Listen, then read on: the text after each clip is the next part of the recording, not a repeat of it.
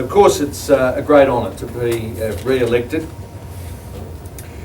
Can I also say in passing that the person who achieved the largest swing in Higgins was Stephen Mayne with 2%, and I noticed he delivered that back to the Labor Party on preferences in the end.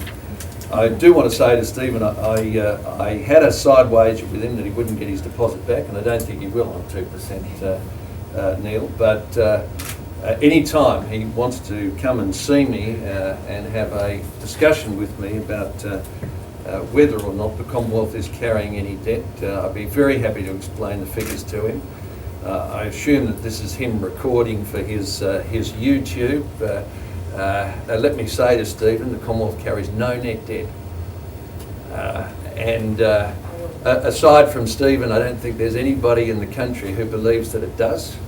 Certainly not the Auditor General, certainly not the new Labor government, certainly not me, certainly not the Treasury.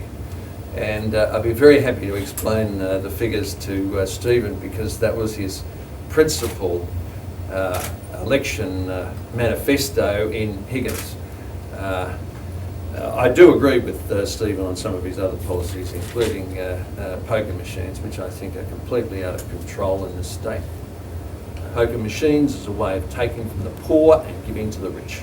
To the incoming government led by Mr Rudd and his Treasurer Wayne Swan, they are the luckiest lotto winners in the history of Australia, especially Mr Swan. Mr Costello, can I ask you one question? No, Stephen could have come if he were interested in the seat of Higgins. He could have come and he could have had his say today. All he wants to know is if you need a reference to go on a board, he'll give it to you. He didn't come. No. And he's with Virginia Trioli. So I'm disappointed that Stephen didn't come to the electorate. I think, Stephen, you should show more interest in your electorate if you want to do better. Well, you said if you need a reference, give me a call.